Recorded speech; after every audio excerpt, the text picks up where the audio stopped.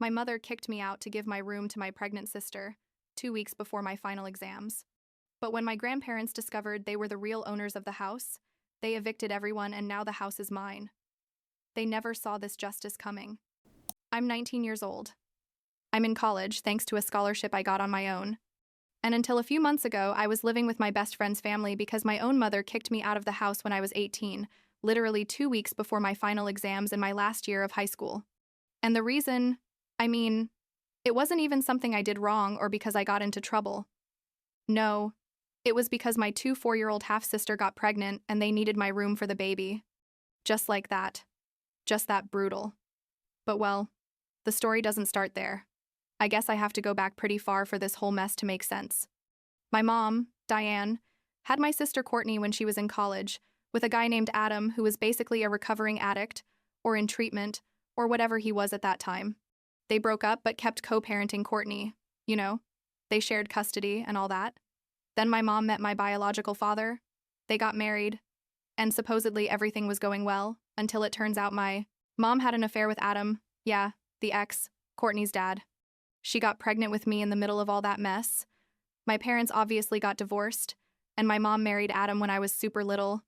My biological father, Benjamin, died in a car accident when I was 7 months old. I never knew him. I don't have a single memory of him. Nothing. I grew up thinking Adam was my dad. Nobody told me anything different until I was about 12 and my mom finally told me the truth. And it makes sense, honestly, because Adam was always cold with me. Distant. Like I was a nuisance in his house. Courtney and I were never close either. She was 6 years older than me and never treated me like a sister. More like that annoying kid who lived in her house and bothered her space. My parents, my mom and Adam, always favored her in an obvious way. But I thought that's how families were. That it was normal. You know what I mean? What I didn't know, and I found this out recently, is that when my mom married Adam, my maternal grandparents, my mom's parents, gave her an ultimatum. They basically told her that Adam wasn't a good influence, that they didn't want that relationship in their family, and my mom told them that either they accepted Adam or they wouldn't see her anymore. She chose Adam, cut contact completely with her own parents. And I never knew my grandparents. I never knew they actually existed. I thought they were dead or something because nobody ever talked about them. About 6 years ago, when I was 13, my grandparents tried to reconcile with my mom.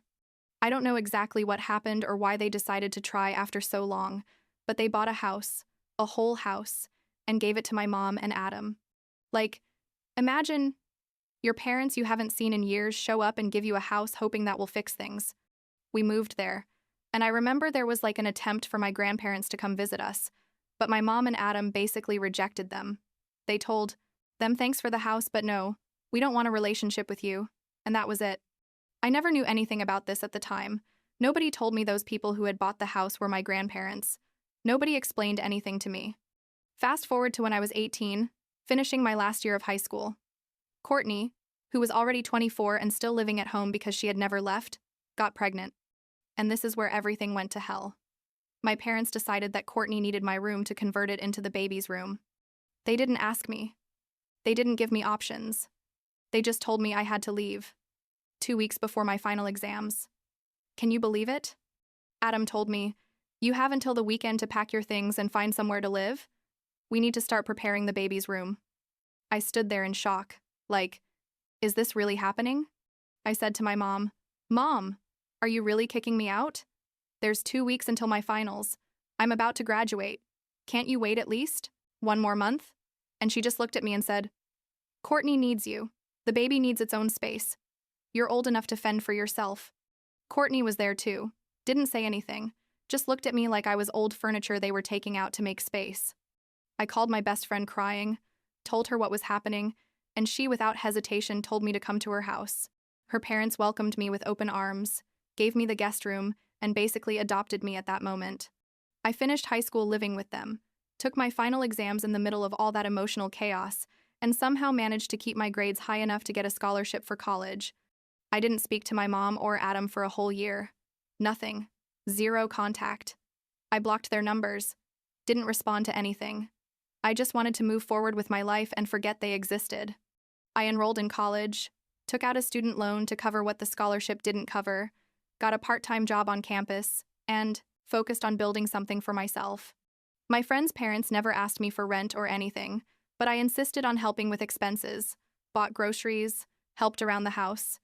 It was the least I could do after everything they had done for me. About 6 months after I left, my mom started sending me emails. Not calls, not text messages, formal emails, trying to reconcile. She said things like, "I miss my daughter. I know things didn't end well, but you're my baby and I want you to be part of the family again." It sounded nice, I guess, but I knew it was fake. I didn't respond to any of those emails. I left them in my inbox unread most of the time, and when I did read them, they made me nauseous because I knew they weren't sincere. The thing is that about 2 months ago, my maternal grandparents, those I didn't even know really existed, had some kind of health emergency. I don't know exactly what it was, a heart scare or something like that, and they decided they wanted to see the house they had bought. They wanted to see their daughter one last time before, I don't know, dying, I guess.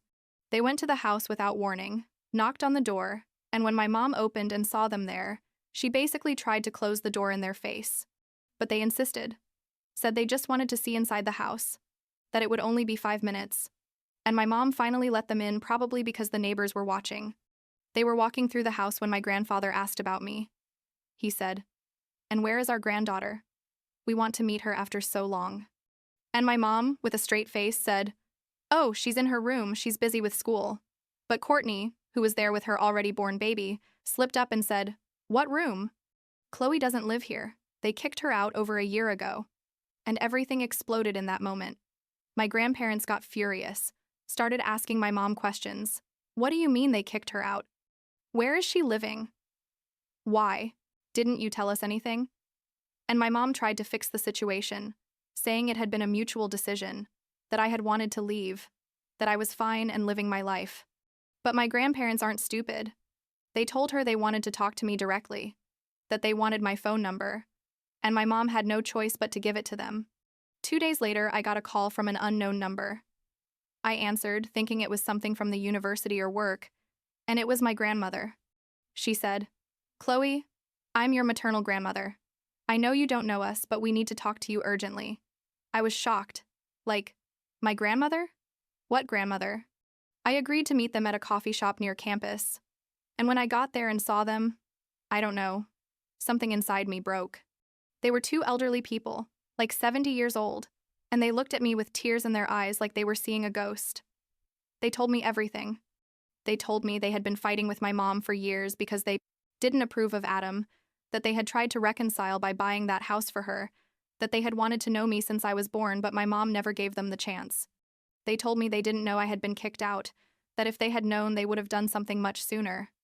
And then they told me something that changed everything. The house where my mom, Adam, and Courtney lived, that house I had called home for 6 years, was in my grandparents' name. They had bought it, they paid the taxes, they were the legal owners. My mom and Adam only lived there because my grandparents had allowed them to. I sat there, unable to process the information. My grandmother grabbed my hand and said, "We want you to know that house is technically your inheritance, yours and your future children if you decide to have them. That house was never for Adam or for Courtney. It was bought thinking of you, our true granddaughter. And now that we know what they did to you, we want to know what, if you want us to do, we can evict them if you want. It's our house, and we can decide who lives there." I didn't know how to respond at that moment. Part of me felt satisfaction, like, finally some justice in this whole mess. But another part felt guilty because, I don't know, did I really want to leave my mom and Courtney without a house? But then I thought about everything they had done to me, how they had kicked me out without thinking twice, how my mom had chosen Adam and Courtney over me again and again throughout my entire life. And the guilt disappeared. I told my grandparents yes, that I wanted them evicted, that if that house was mine by right, then I didn't want them to be there. My grandparents nodded, hugged me, and told me they would take care of everything, that I shouldn't worry about anything legal or complicated. The following week, my grandparents started the formal eviction process. They sent my mom a letter telling her they had 30 days to vacate the property, that they were no longer welcome there, and that any attempt to stay would result in legal action. My mom sent me an email after receiving that letter. and it wasn't anything nice like the previous ones. It was an email full of pure hatred. She called me an ungrateful bitch. That after everything they had done for me, this is how I repaid them. That she wished I had died instead of my biological father so she wouldn't have to deal with me ever. I read that entire email without crying, without feeling anything more than relief that this woman was no longer part of my life. I saved it as evidence just in case, but I didn't respond to anything. The eviction process took time, but finally about a month ago, my mom, Adam, and Courtney, with her baby, had to move out. I don't know where they're living now. I don't know if they're okay or not, and honestly, I don't care. My grandparents asked me to move in with them while I finish college. They told me I could live in the house that's technically mine, that they would stay there with me to accompany me and help me with whatever I needed.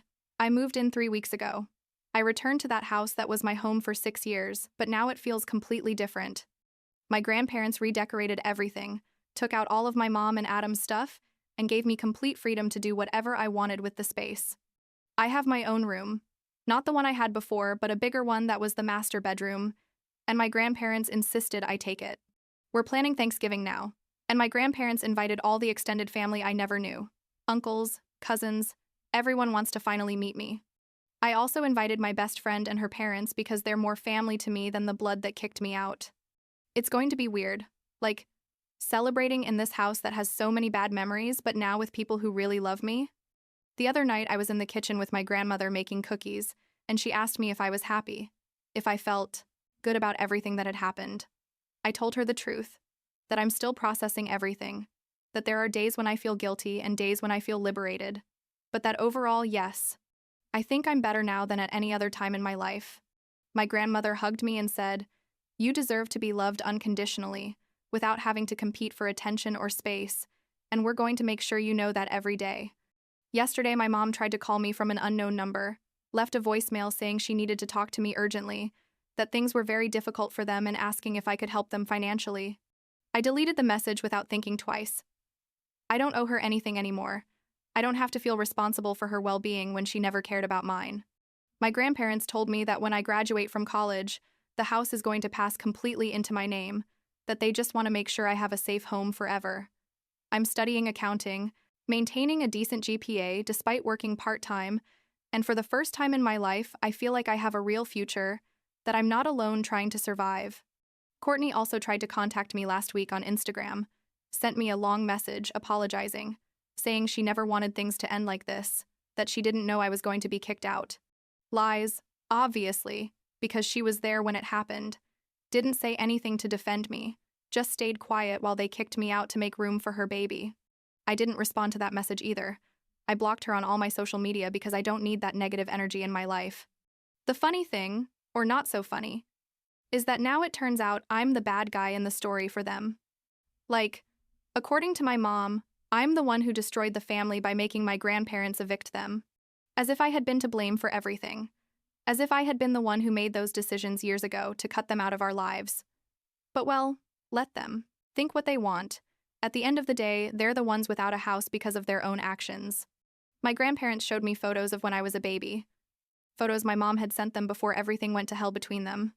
There's a photo of me with my biological father, Benjamin, where he's holding me in the hospital right after I was born.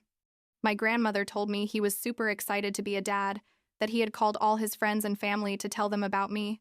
It's weird, seeing the face of someone who's technically your father but you never knew, someone who died when you were so small you have absolutely no memory of him. Sometimes I wonder what my life would have been like if he hadn't died in that accident. If my parents hadn't gotten divorced, if my mom hadn't gone back to Adam. Would it have been different? Better? I guess I'll never know. But at least now I have my grandparents, I have my best friend's family, I have people who really support me. Another day at college, a classmate asked me about my family because we were talking about holiday plans. I told her I was going to spend Thanksgiving with my grandparents and all my extended family I just met. And she said it sounded nice. I didn't tell her the whole story, obviously. Who wants to hear all that drama in the middle of a casual conversation? But it made me realize that now when someone asks me about my family, I can finally talk about people who really love me, not about people who tolerated me until it was no longer convenient to have me there. My grandparents asked me a few days ago if I wanted to legally change my last name to carry theirs instead of my mom's. I don't know if I want to do that. Honestly, I feel like it would be like erasing a part of my identity, even if that part is associated with horrible people. But I like that they asked me, that they give me options, that they let me decide about my own life instead of just imposing things on me. The room that used to be mine, the one they converted into Courtney's baby's room, is now an office for my grandfather. He works from home doing I don't know what with computers, and he says it's perfect to have a dedicated space for that. When I went in there for the first time after moving in, I expected to feel something, like nostalgia or sadness, but I felt nothing. It's just a room. It doesn't mean anything to me anymore. I've been going to therapy too. My grandparents insisted I go and even pay for the sessions. My therapist says I'm handling everything incredibly well, considering the circumstances, that it's normal to have conflicting feelings about everything that happened. There are days when I wake up and the first thing I think about is all the shit I went through. And there are days when I wake up grateful to have gotten out of that toxic situation. What surprises me most is how my grandparents are with me. Like, they really care about small things, like if I had a good breakfast or if I slept enough, things my mom never asked me. My grandmother learned to make my favorite food just because I casually mentioned I liked it, and my grandfather helps me with my math homework even though he studied something completely different, just because he wants to spend time with me. Last night we were having dinner, the three of us at the kitchen table, talking about nothing in particular, just normal conversation about the day, and I realized that was something I never had with my mom and Adam. We never had dinner together. We never had casual and comfortable conversations. There was always tension or indifference. And there I was, at 19 years old, experiencing for the first time what a normal family dynamic is supposed to be like. My grandparents told me they're going to put my name on all the house documents officially after Thanksgiving, that they want everything arranged legally so that nobody, especially my mom, you can claim anything in the future. Sounds good, I guess. Having that security of having a place that's really mine, that nobody can take away from me. My best friend's family is coming to Thanksgiving too, and I'm excited for them to meet my grandparents, for them to see that I finally found a place where I belong. Her mom hugged me the last time I saw her and told me she was proud of me for everything I had accomplished, and I cried because, those are the words I always wanted to hear from my own mom but never did. I don't know what's going to happen in the future, if my mom is going to keep trying to contact me or if she'll eventually give up. I don't know if someday I'm going to feel that forgiving her is possible or necessary. What I do know is that now I have people who love me unconditionally, who support me in my goals, and who would never make me choose between being part of the family or being on the street. And that, honestly, is more than I ever had in that house before they kicked me out. My grandparents gave me a key to the house with my name engraved on it. They told me this is my house now and forever, that I'm never going to have to worry about having a roof over my head. I keep that key in my backpack all the time, like a reminder that things can get better even when you feel like everything is lost. And that's enough for now, I guess.